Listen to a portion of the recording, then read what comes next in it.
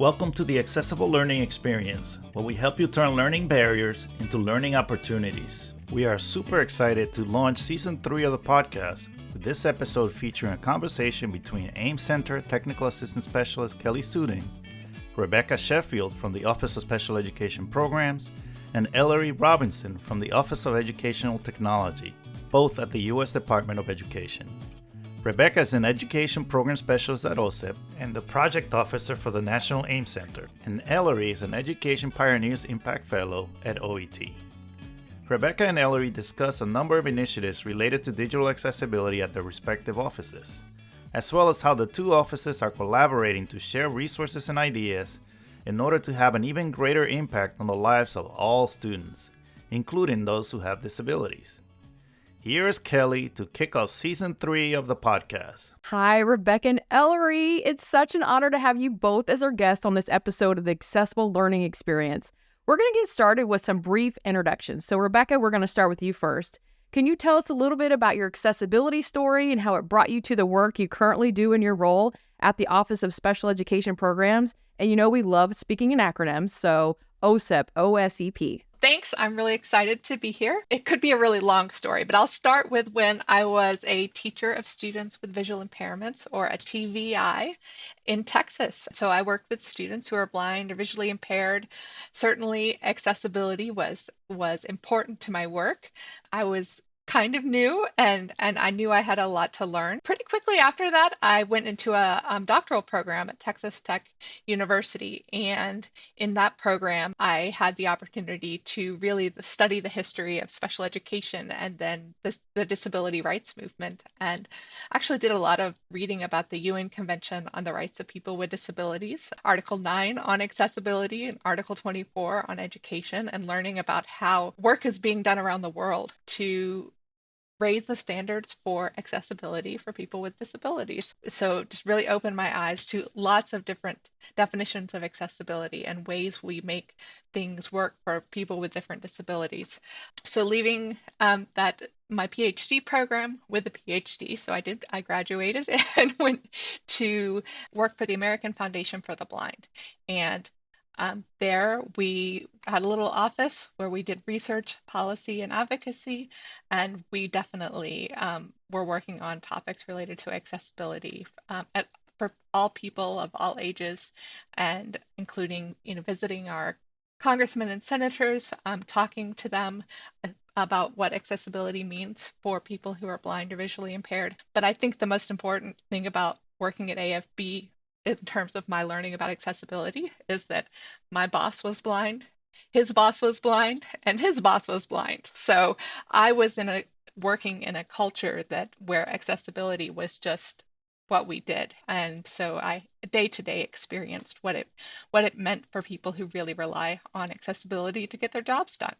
And so leaving AFB, I was a teacher in the Virgin Islands, teaching students with visual impairments. So I got to learn about accessibility in an area where there are a lot of challenges, from hurricanes to limited resources. And so that really deepened my experience, really about systems and how important it is to have a system that includes accessibility in order to deliver for students what they need to get access to their education. And now I'm at OSEP, and so I'm really excited that accessibility is once again part of everything that I get to do in my job.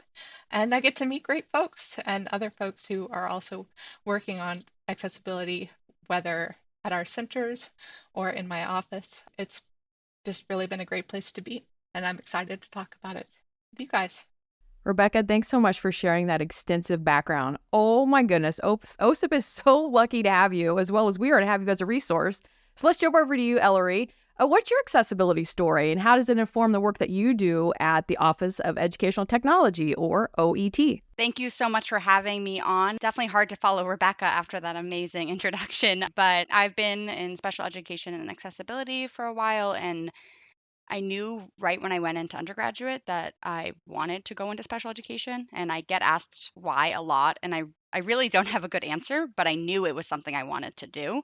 And so I studied it. I was a research assistant and a lab manager in a lab and focused a lot of my research on relationship education for individuals with disabilities. And that's something I became really passionate about and kind of wanted to learn more about. And from there, I became a special education teacher for students with intellectual and multiple disabilities in transition settings, which is ages 18 to 21, as well as middle and high school settings. And I loved working with the students so much.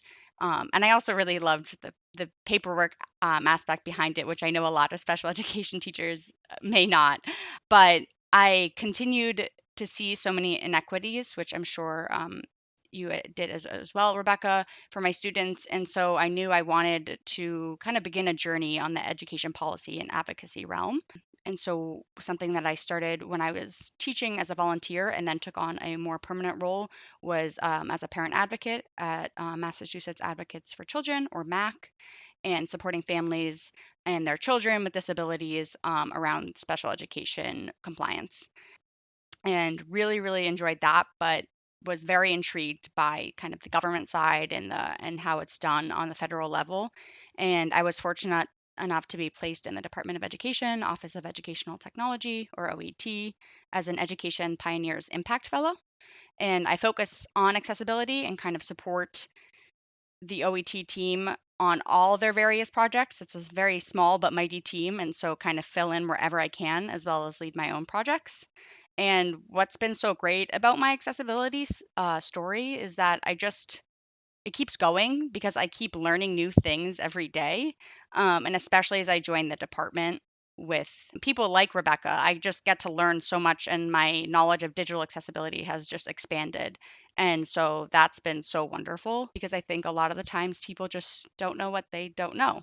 And so, kind of getting to learn from others has been really amazing. And I'm continuing this journey as I start a joint health law program at Boston University this fall. Wow. I love that you said that you just continue to keep learning every day. I'm hopeful that we all do that every single day, continue to be those expert learners. I'm sure right now our listeners are already understand why we're so excited to have you both here already. So we know that OSEP and OET does such amazing work, and it would take some time to list all of those different programs that make up each of offices. But since this title podcast is the accessible learning experience, we decided that we're going to narrow it down to digital accessibility programs. Okay.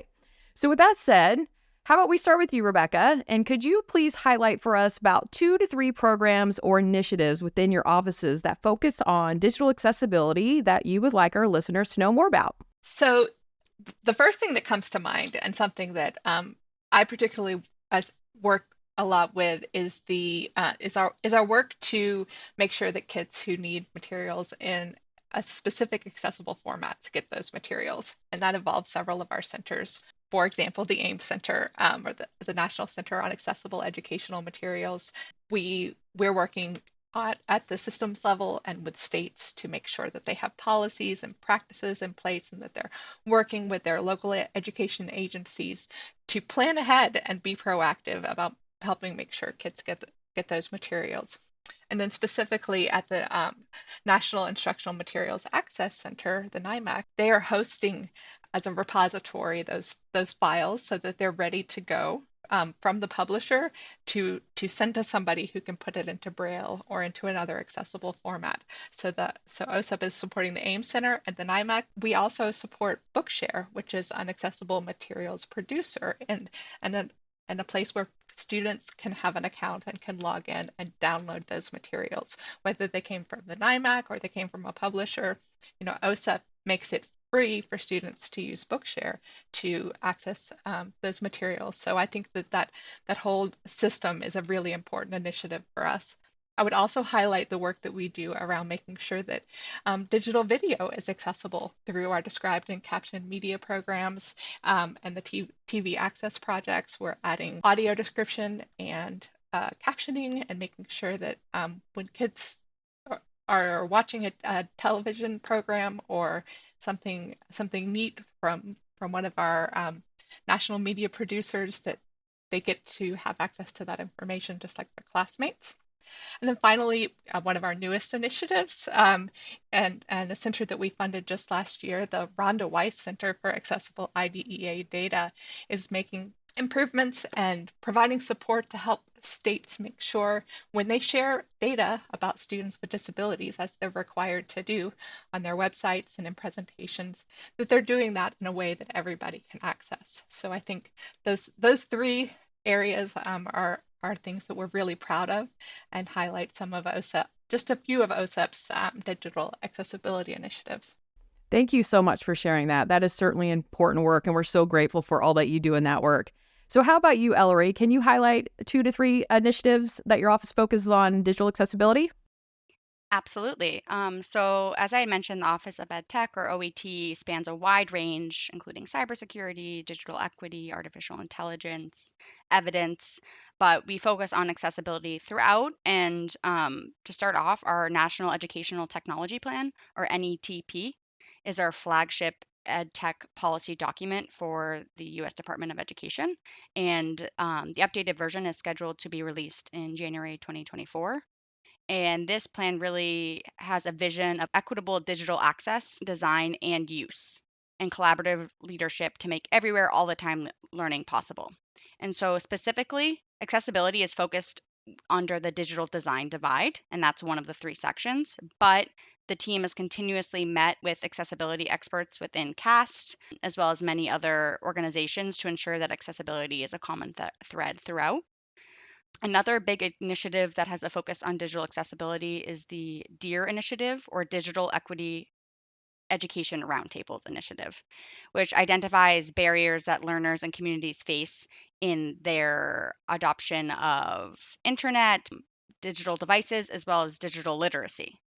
And so, one way this initiative has been working is to identify stories of impact to provide models of how different fields and different sectors can advance digital equity, really having that opportunity for people to learn from their peers.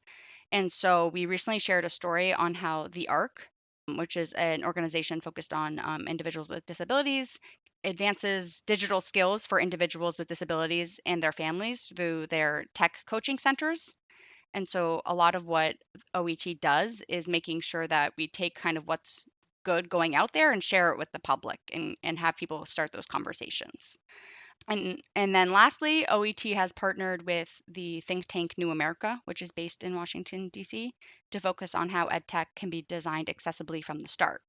And so we just had a national event in June with EdTech designers, developers, and CEOs, EdTech researchers, accessibility researchers and advocates, and educators and learners with disabilities, all to discuss around designing accessibly from the start.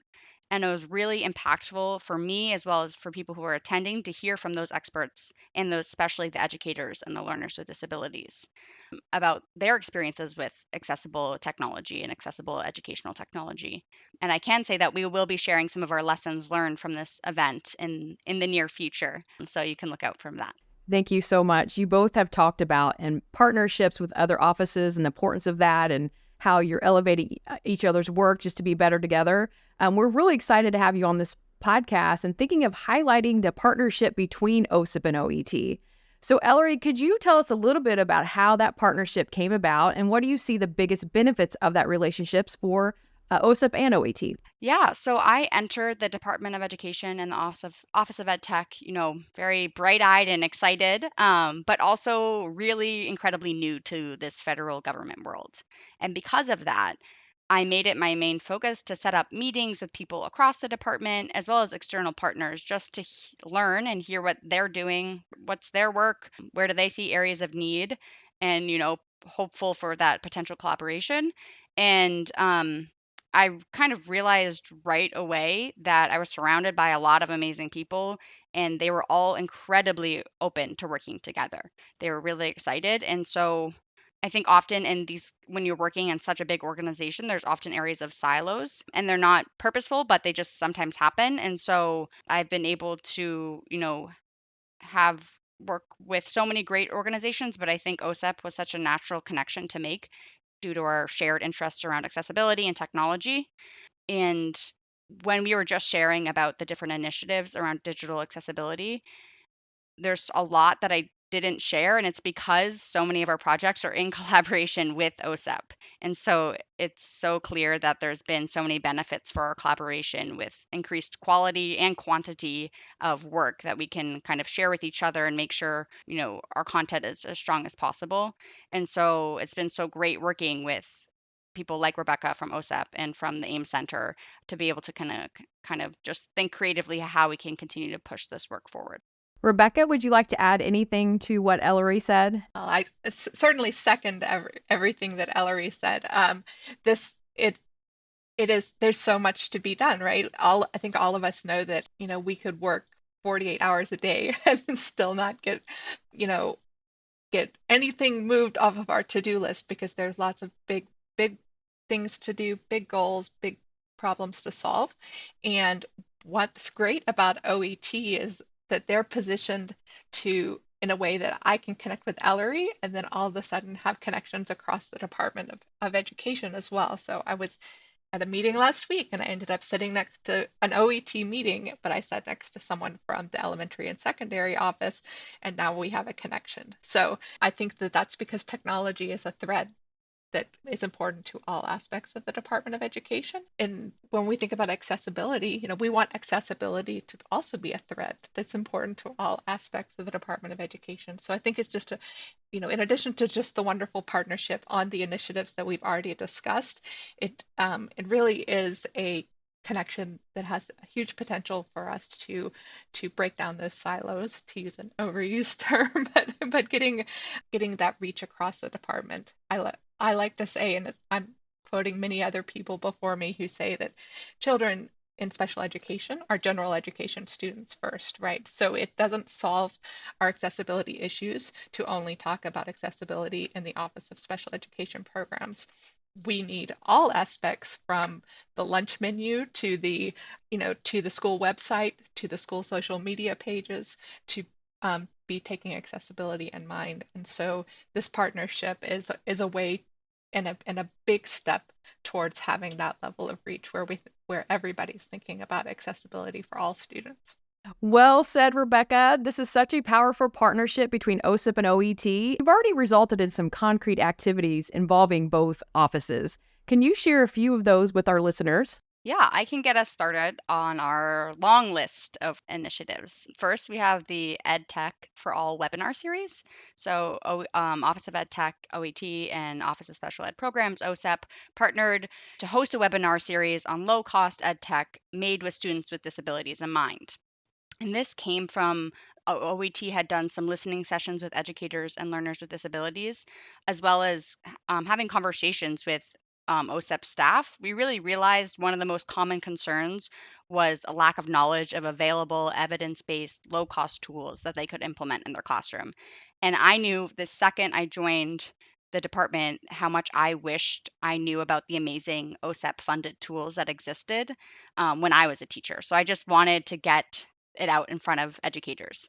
And so this webinar series was made to equip educators and school leaders with that evidence-based ed tech tools to implement with students who do and do not have disabilities, with the goal of improving student outcomes. And so we just had a webinar with Bookshare this month, and that's on our Office of Ed Tech YouTube. And our next webinar is with STEMI, which has STEM resources for early educators and families. And you can see those previous webinars with We Go Right, Corgi, and Bookshare, and sign up for our next webinar with STEMI on our tech.ed.gov website. And then second initiative is around OET and OSEP partnered with the South Carolina Department of Education to highlight how state departments can develop accessibility, inclusive culture, and accessibility initiatives. And so previously, the South Carolina Department of Education was kind of tapped on the shoulder by the Department of Education for inaccessible websites. Since then, they've made a complete 180 transformation in their state department of education around accessibility. And so they've started with their culture, including policies and digital accessibility of communication. They're supporting their districts by completing reviews of district websites to ensure accessibility, and they're providing accessibility trainings to their educators and staff. And so this had been such a wonderful collaboration to be able to work with the State Department of South Carolina. And I think it was so valuable and practical to be able to highlight people doing that work really well and share it with their peers so they can learn how to do that too. And I'll pass it to Rebecca to talk more about our partnerships. And as Ellery said, it's a long list. So I think I will focus on another really exciting thing we did just this past spring around Global Accessibility Awareness Day. And both recognizing, I think Ellery and myself at approximately the same time, that this was an opportunity that to highlight some of the work that we're doing in the department, as well as she said, the numerous free resources that are funded by OSEP as well as OSERS, which is the organization Office of Special Education and Rehabilitative Services, that's even broader than OSEP. And so we met, we planned ahead, and we were able to put together a series of blog posts and a social media Twitter campaign to highlight resources and experiences related to digital accessibility connected to the department. And so what that looked like was blog posts early in the month with links to resources across the Department of Ed and beyond, and OSEP's blog linked to OET's blog and vice versa. And from there, we had a lot of Twitter posts and engagement highlighting our centers. Great work, again, free resources. And then midway through the month, we were able to have a second set of blog posts that looked at the experiences of teachers with disabilities, which I think is of our voices we don't hear enough from, and learning how those teachers are able to not only use accessible materials themselves, but model the use of those resources for their students. And then again, more Twitter, more social media, and I think it was something I hope we can continue in the future. Was a great example of getting the word out and highlighting many success stories. I love how you disseminated resources through that collaboration. That is such a great connection to get more of those resources out there for educators to reach and all individuals. So as we wrap up, we cannot thank you enough for all your contributions to making learning more accessible, which we all know is ongoing work. So as you look ahead, what are some of the priorities related to accessibility for both OSEP and OET? This is Rebecca. I'm thinking for OSEP, many priorities, but let's start with something that our assistant secretary has really focused on, which is data, and using data to make better decisions about the provision of accessible materials, to know which students are getting them on time and in a reasonable amount of time and manner, and which students are struggling and may not be getting those materials so we can focus our efforts and increase equity. Another area is how OSEP, we ourselves and our grantees, can be better models of providing accessible materials, of providing accessible presentations.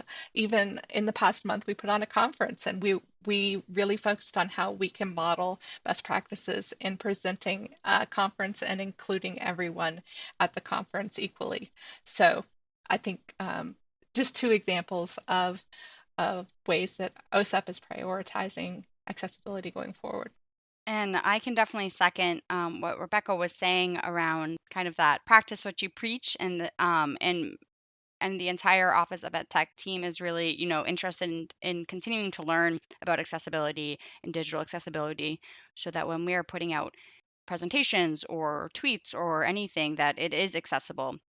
And so that's been a big priority for us, as well as while I've been able to do a lot of the accessibility work for the past year, and as I mentioned, I'm going off to graduate school this fall, but the Office of Ed Tech is in the process of hiring a new Education Pioneers Impact Fellow to take on specifically this accessibility work, because the Office of Ed Tech has really, really valued the collaboration that we've been able to have with OSEP and wants to continue it well beyond just my time here. And, they're really excited to continue some of the projects we've already done, like Global Accessibility Awareness Day or the Ed Tech for All webinar series, but also, we're meeting to think creatively of how we can just keep adding to this and keep working on it together.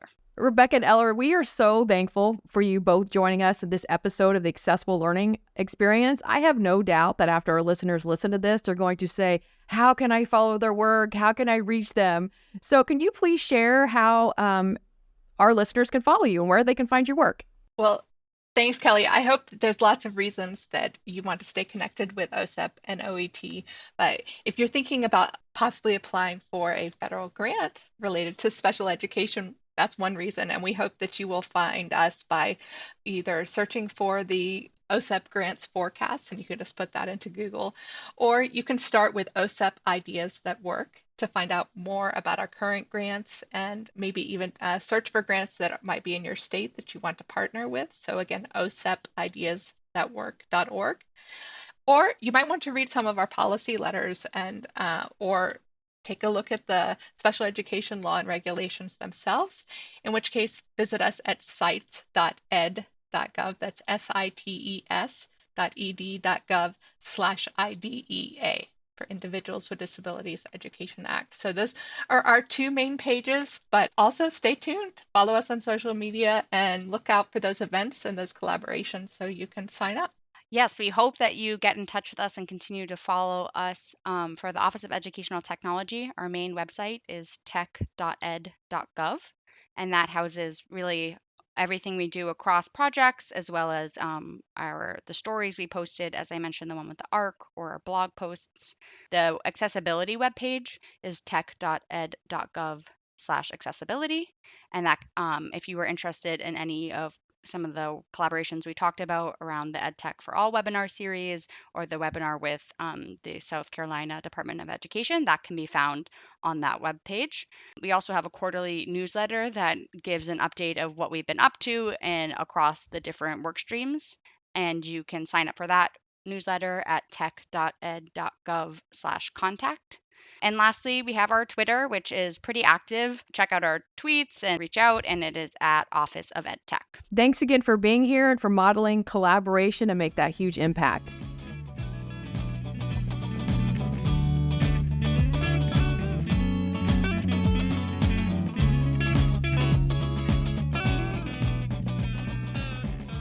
Thanks for tuning in to this episode of the Accessible Learning Experience, brought to you by the National Center on Accessible Educational Materials at CAST. You can find us on the web at aem.cast.org. There you'll find show notes with links to all of the resources mentioned on each episode. Thanks again for listening, and remember, accessibility is everyone's responsibility. The contents of this podcast were developed under a cooperative agreement with the U.S. Department of Education. However, those contents do not necessarily represent the policy of the U.S. Department of Education, and you should not assume endorsement by the federal government.